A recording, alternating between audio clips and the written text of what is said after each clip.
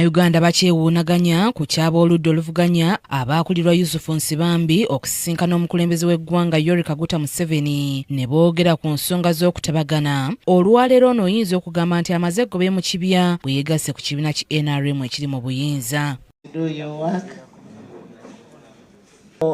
As a party, we are very grateful. We have gotten a very resourceful person, a very knowledgeable person in Honorable Nsibambi, and we can assure you we will work together. You're most welcome.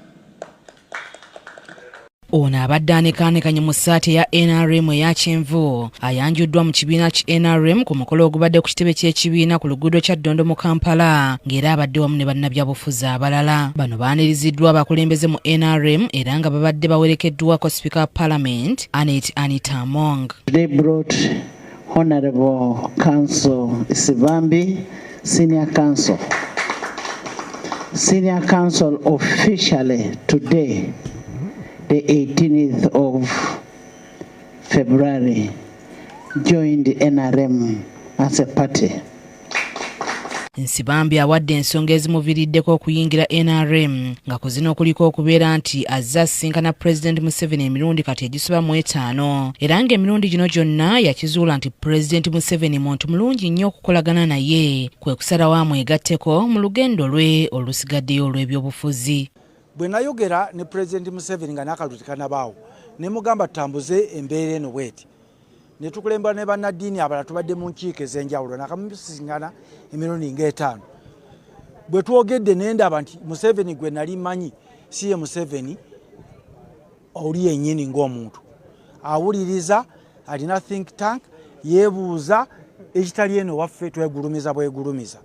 Mbadde nsaba bannayuganda mututegeere ffe abasaze eddiiro nga bwe mukiyita ne tujja mu NRM tukkiriza nti eri tewaliyo waaka okujjako okuteeka abantu mu mbiranye ne politics ebyobufuzi ebyeffitina n'enkuubiiro.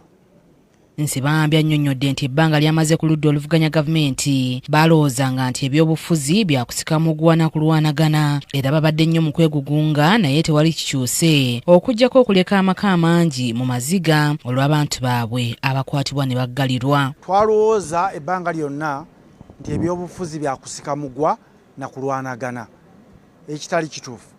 Constitution ekirambika bulungi tulina obuvunaanyizibwa obw'enjawulo okutereeza ebyobufuzi n'eddoboozi ly'abantu.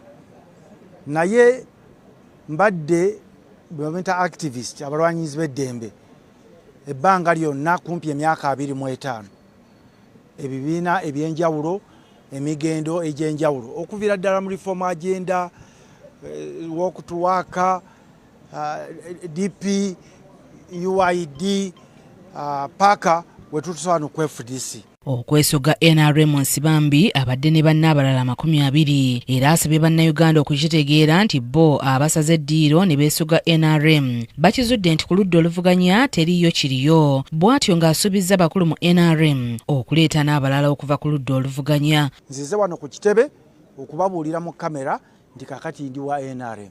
Si wa NRM nti noonye byakulya bwe bajja ebiri tewali mutawaana kubanga ndi munnayuganda. Naye ekisinga obukulu bwe buweereza. Nsaba mutuyambe mubuulire abantu eyo nti ekiri eri si kibi nnyo nga bwe tubadde tukiraga. Tusaba okubeetondera abafiiriddwa abantu baabwe mu buvuyo buno nga tubabuulira tugenda kuleeta eggulu ku nsi ng'ate tuleese geyeena. Ono era atenderezza nnyo Speaker Anita Among okubeera nti yamulaze ekkubo ettuufu n'annyonnyola nti okuva lwe yava mu FDC ekibiina kyagwa dda naddala mu by'ensimbi olw'ensonga nti ssente ezikiddukanye ezisinga obungi Among ye yazisakanga. Ewo tulina abantu nga 15 lwakuba nti wano mbadde simanyi nga ndi mugenyi nga tusobola kuleeta abantu bonna tetumanyi nteekateeka na ddiiro lyawo naye tujja kuleeta abantu abasukka 15 mukulaya tusobola n'abantu nga 3. Abantu bonna beetamiddwa politics w'okulwana baagala abantu boogere kubanga ebintu byogerwako bya ggwanga buli muntu abenga musanyufu. Sipiika ate era nga ye mumyuka wa ssentebe wa NRM owookubiri omukyala ng'ali wamu ne ssaabawandiisi w'ekibiina Richard Todong bagenze mu maaso ne bakwasa Nsibambi manifesito y'ekibiina ne bamwaniriza olw'okulaba ekitangaala era ne bamutegeeza nti NRM kibiina kya mirembe ekyaniriza buli omu ewatali kusosola. And Honorable Nsibambi, we are available 24/7. For us, we are family. A problem on one of us is a problem on all of us. And anytime we have a very approachable Secretary General, anytime just get in touch with the Secretary General and you'll work with him. Honorable Nsibambi, we honorably welcome you to the party. Definitely NRM is not like FDC.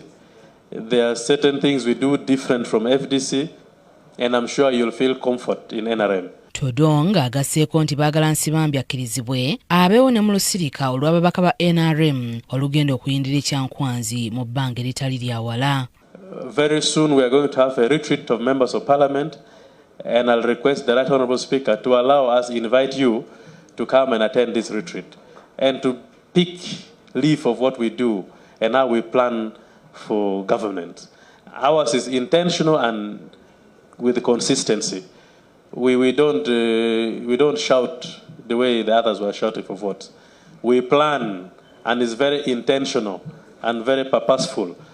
So we are going for a retreat to plan how the next government will perform and how the next parliament will operate. For those who are independent, we welcome you. The Directorate of Legal Affairs is preparing the memorandum of understanding that you will be